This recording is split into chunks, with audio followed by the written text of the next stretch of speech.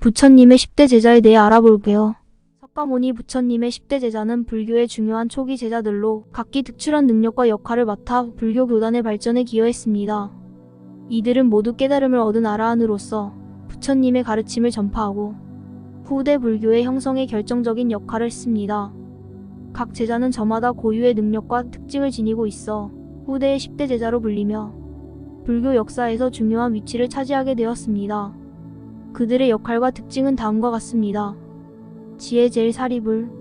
사리불은 석가모니 부처님의 수제자로 불교, 교리와 가르침에 대해 가장 뛰어난 지혜를 지닌 인물로 꼽힙니다.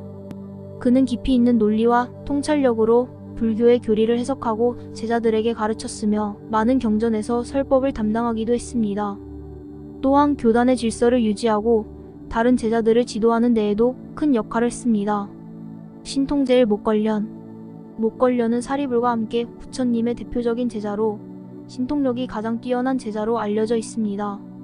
그는 다양한 신통력으로 사람들을 교화하고 도왔으며 특히 부처님의 가르침을 이해하는 데 어려움을 겪는 사람들에게 큰 도움을 주었습니다.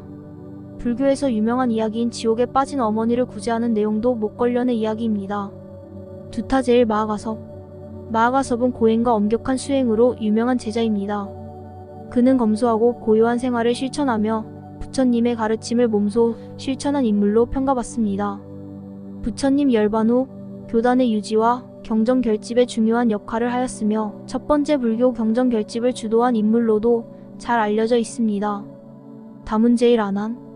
아난은 부처님의 사촌이자 오랜 시간 동안 부처님의 시자 역할을 했습니다. 그는 부처님의 설법을 가장 많이 들은 제자로 다문제일로 불립니다.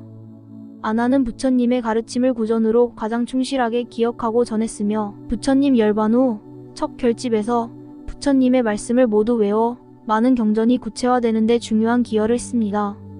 계율제일 우바리. 우바리는 부처님의 제자들 중 계율에 가장 능통한 인물입니다. 그는 원래 이발사였으나 출가 후 부처님의 가르침을 따라 계율을 연구하고 엄격하게 실천했습니다. 부처님 열반 후 계율을 결집하고 교단 내에서 계율의 유지와 질서를 책임지는 중요한 역할을 담당했습니다. 천안제일 아난다. 아난다는 천안통을 통해 보이지 않는 세계와 과거 미래를 보는 능력을 지닌 제자입니다. 부처님의 친척 중 한 명으로 출가 후 천안통을 얻어 이를 통해 부처님의 가르침을 더욱 깊이 이해하고 다른 이들에게 전달하는 역할을 했습니다.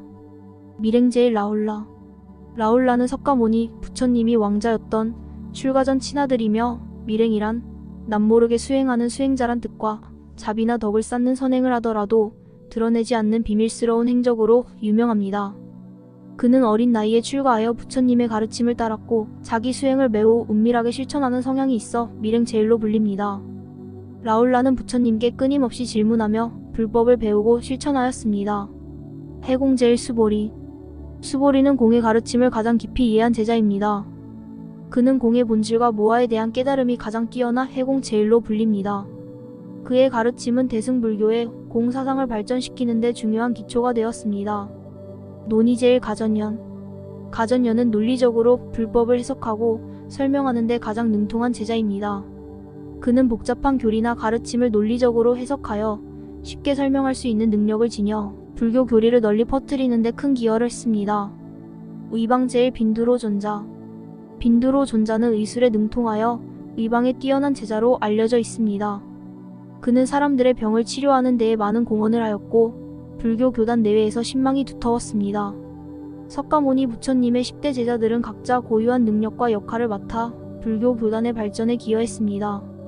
사리불과 목걸련은 교단의 기둥으로서 가르침과 신통력을 바탕으로 불교 교리를 전파했고 아난과 우바리의 역할로 불법의 보존과 계율의 정립을 통해 승단의 질서를 유지했습니다. 이들의 노력 덕분에 불교는 석가모니의 가르침을 체계적으로 보존하고 지금까지 전파할 수 있었습니다. 이들은 또한 각기 다른 특질을 지니고 불법의 다양한 측면을 상징하므로 불교 공동체 내에서 상호 보완적인 역할을 수행하며 불교 교단을 견고하게 유지했습니다. 석가모니 부처님의 제자 중에서도 항상 시기하거나 방귀를 든 인물이 있었습니다. 그중 가장 대표적인 인물은 데바다타입니다. 데바다타는 석가모니의 사촌이자 초기 제자였으나 부처님의 가르침과 교단의 방귀를 들고 자신만의 이익을 위해 교단을 분열시키며 뒤에서 부처님을 험담 모함하며 부처님을 위기에 처하게 한 인물로 알려져 있습니다. 그의 행동은 많은 제자들에게 큰 비난을 받았으며 그는 자신의 잘못을 깨닫고도 참회하지 않았습니다. 경전에서는 그가 죽기 전 자신의 행동을 후회했으나 이미 그가 저지른 악행으로 인해 불법을 따르지 못한 채 죽었다고 전해지기도 하고 산채로 지옥에 떨어졌다고 전해집니다.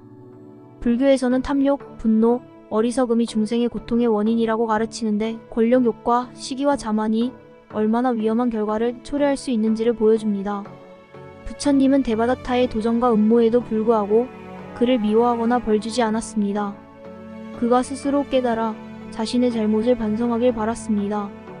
이처럼 부처님은 자비와 인내, 용서를 실천하셨고 불법을 통해 수많은 사람들을 교화하는 삶을 고수하셨습니다.